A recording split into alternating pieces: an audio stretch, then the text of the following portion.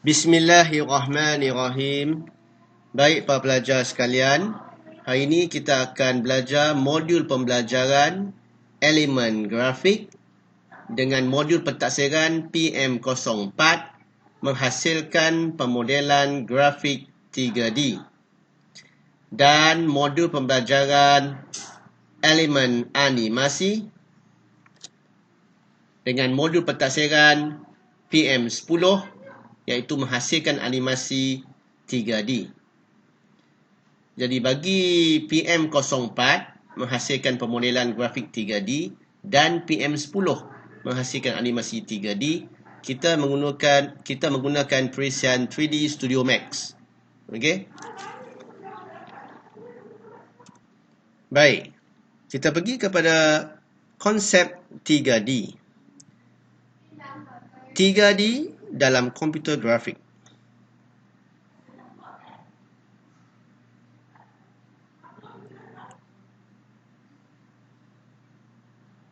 Baik. Dalam komputer grafik, membuat model tidak lagi menggunakan bahan-bahan di dalam alam nyata. Sebaliknya, model-model itu dibentuk dengan menggunakan alat-alat melukis yang terdapat di dalam sesuatu aplikasi yang boleh mencipta model yang boleh dilihat dalam bentuk 3 dimensi atau singkatan 3D. Jadi kita akan guna perisian 3D Studio Max. Okey.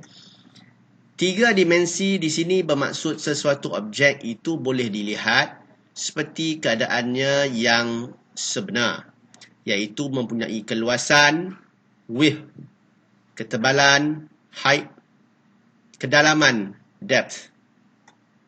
Semua fitur ini digambarkan dalam komputer melalui koordinat satah X, Y dan Z. Misalnya keluasan width objek dirujuk kepada satah X, ketebalan height dirujuk kepada satah Y dan Z mewakili kedalaman objek depth. Okey, seperti dalam rajah yang ditunjukkan ini. Baik. Oleh kerana semua ukuran ini hanya berdasarkan dalam ruang minda kita sahaja. Okey, kita bayangkan, okey. Sesuatu yang kita gambarkan dan fahami mengikut logik fikiran sahaja. Maka ruang yang terdapat di dalam persekitaran grafik komputer kita dipanggil sebagai ruang maya, virtual. Dan bahan-bahan 3D yang kita hasilkan kita anggap sebagai objek-objek maya, virtual object. Seperti objek di alam nyata yang memerlukan ruang, objek yang dicipta dalam komputer juga memerlukan ruang untuk membolehkannya dilihat dan digerakkan. Ruang dalam konteks 3D membawa maksud jarak-jarak yang dilalui oleh sesuatu objek dalam satah X, Y dan Z. Dalam bahasa yang lebih mudah, satah X mewakili kelebaran objek, satah Y mewakili ketinggian objek, dan satah Z mewakili ketebalan objek. Sesuatu objek itu dianggap sebagai 3 dimensi sekiranya ianya boleh dilihat mempunyai ketinggian, kelebaran dan ketebalan. Inilah kita panggil objek 3D. Nampak, dengar macam susah. Tapi bila kita buat, dia tidak susah. Senang saja. Okey, sabar. Okey, baik. Sekarang kita pergi kepada pengenalan asas kepada 3D Studio Max. Okey, seperti biasa kita pergi kepada antaramuka. Secara default, apabila 3D Studio Max dibuka, ia akan memaparkan antaramuka seperti berikut. Ini antaramuka kita. Okey, untuk 3D Studio Max. Okey. Jadi para pelajar kena ambil maklum dengan perkara ini. Ini ialah main menu bar yang ada file, edit, tool, group. Ini ialah main menu bar. Ini adalah main toolbar. Okey, semua ni main toolbar. Ini adalah viewport. Yang kamu nampak ni ialah viewport ni, viewport perspektif, viewport left, viewport top, viewport front. Okey. Di sini adalah command panel, panel arahan. Di sini adalah timeline. Ini timeline. Okey. Ini adalah animation control. Yang ada kunci ini, key, ialah animation control. Ini yang ada macam ini, hand ini, ialah viewport navigation control. Okey. Dan yang panjang ini. Yang panjang ini sebelah kiri ialah vector tool. Mudah saja.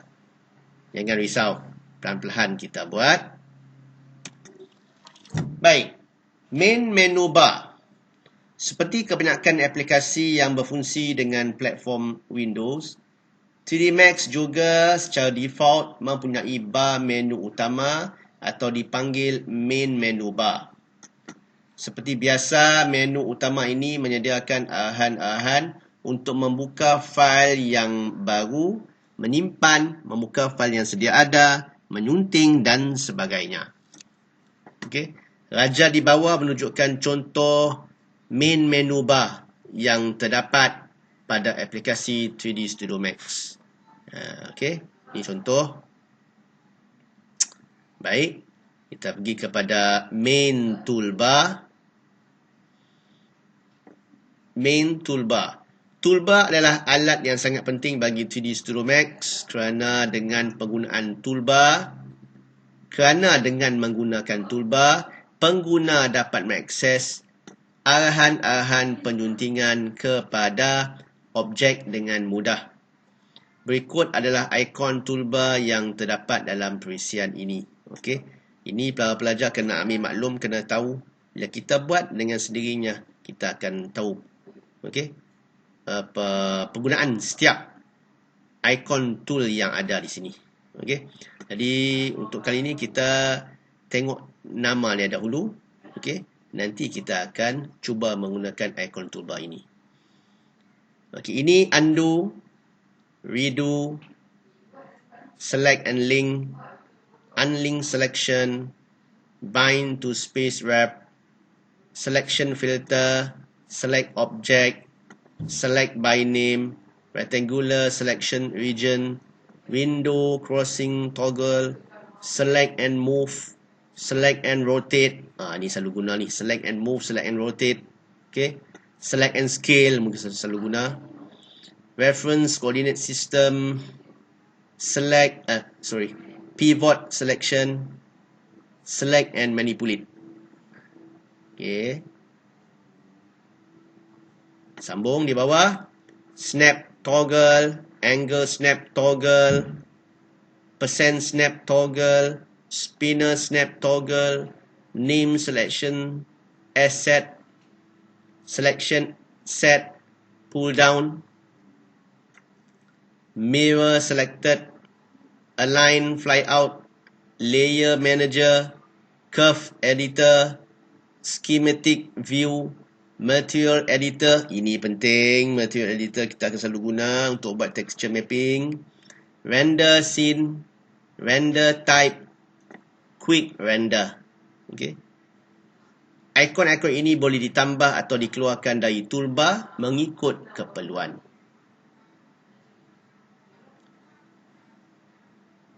Okey. Sekarang kita pergi kepada layout. Secara default, apabila 3D Studio Max dibuka, ia akan memaparkan 4 petak yang berasingan yang dipanggil viewport. Viewport ini terbahagi kepada top viewport, front viewport, left viewport dan perspective viewport. Ini pun selalu keluar periksa. Okey, kena tahu. Okey. Top viewport, front viewport sudah ada nama ya. Perhatikan, left viewport, perspective viewport.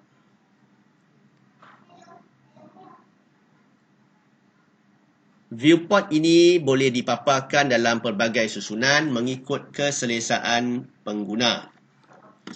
Untuk mengubah suai paparan viewport, klik menu Customize, lepas tu tekan Viewport Configuration dan satu dialog box Viewport Configuration dipaparkan.